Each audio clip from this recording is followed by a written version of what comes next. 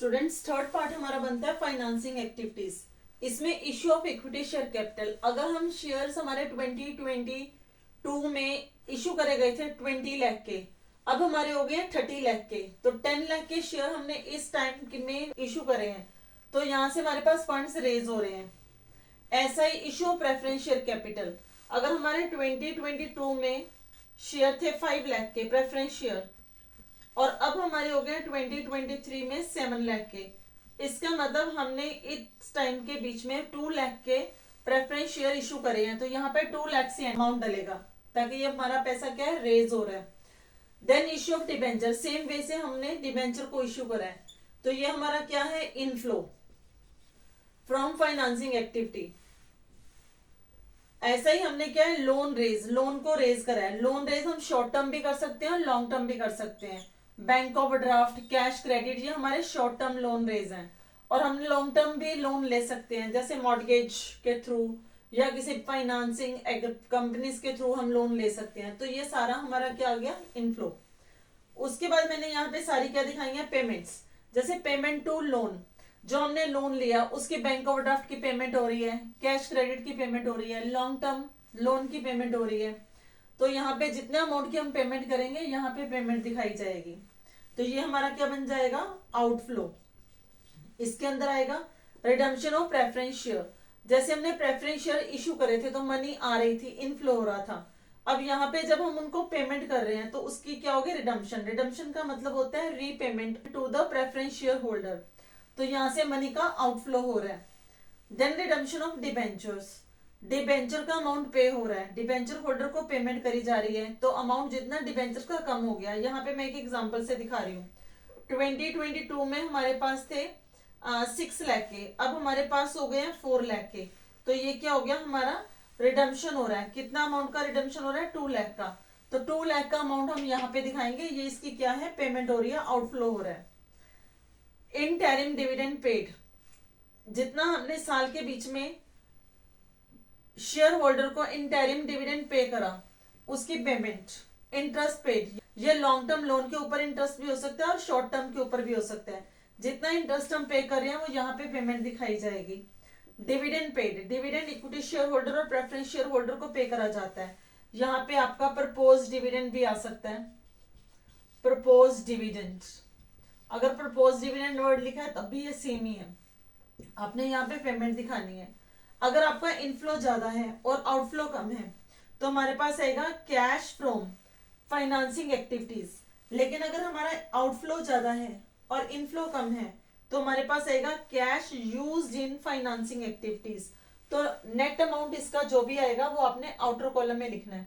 अब आपके पास कितने एक्टिविटीज से अमाउंट आ चुके हैं, नेट अमाउंट, ऑपरेटिंग एक्टिविटीज से, इन्वेस्टिंग एक्टिविटीज से और फाइनेंसिंग एक्टिविटीज से। और ये तीनों के अमाउंट का हम क्या बनाएंगे, टोटल। और इसको हम कैसे शो करेंगे, अगर तीनों का ऑपरेटिंग, इन्वेस्टिंग और फाइनेंसिंग का जो टोटल आ रहा है वो प्लस में आ रहा है तो हम लिखेंगे नेट इंक्रीज। अगर ये माइनस में आ रहा है तो हम लिखेंगे net decrease in cash and cash equivalent, A plus B plus C. Means जैसा कि आपको विजिबल है यहाँ पे सी। ऑपरेटिंग में हमने लिखा था ए, इन्वेस्टिंग को हमने नंबर दिया था बी, और ये ए प्लस बी प्लस सी तीनों का नेट इफेक्ट आ गया। स्टूडेंट्स, तीनों एक्टिविटी को निकालने के बाद जैसा कि अभी आपने देखा, नेट इंक्रीज और net decrease in cash and cash equivalent आपके पास आ जाएगा जब हम ऑपरेटिंग, इन्वेस्टिंग और फाइनेंसिंग एक्टिविटी को प्लस करेंगे। ये इंक्रीज प्लस पॉजिटिव होगा तो इंक्रीज है, नेगेटिव होगा तो डिक्रीज है, जैसे कि मैं आपको पहले भी बता चुकी हूँ।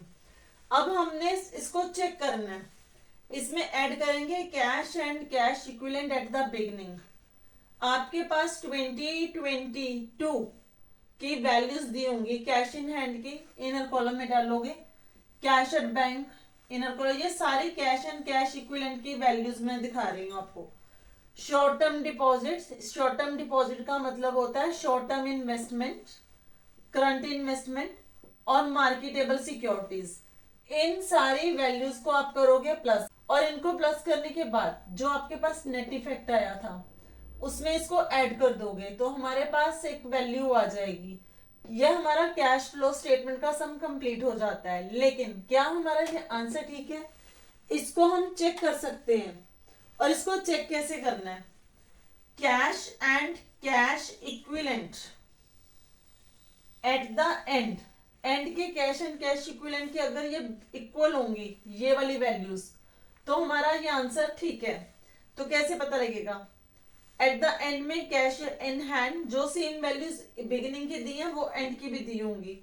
Cash in hand, cash at bank, short term deposits means short term investment, current investment and marketable securities. अब आप इनका क्या लगाओगे? टोटल। और अगर ये टोटल आपका जो net effect plus cash and cash equivalent at the beginning, इसका टोटल अगर इस टोटल के एंड के बराबर आ रहा है, तो इसका मतलब आपका कैश एंड कैश इक्विवेलेंट का जो वैल्यूशन है वो बिल्कुल राइट गया है। इसमें कहीं भी कोई भी प्रॉब्लम नहीं आई है आपको, आपने इवैल्यूएशन बिल्कुल ठीक निकाला है। ये तो था इसका सिर्फ फॉर्मेट। अगर आपको इसको बड़े अच्छे से समझना है तो मेरे साथ बने रहिए। इसकी प्रैक्टिकल वीडियोस में भी मैं इसकी जितने भी आपके मैक्सिमम क्वेश्चन हो सकेंगे आपको सॉल्व करके दिखाऊंगी, ताकि आपको समझ आ जाएगी सम करने कैसे हैं। मैंने आपको एक फॉर्मेट दिया है इसका, आप इसको समझिए, इसको अपने दिमाग में बिठाइए और उसके बाद आप मेरे साथ साथ में प्रैक्टिकल करिए। और आई होप कि आपको cash and cash equivalent clear हो जाएगा।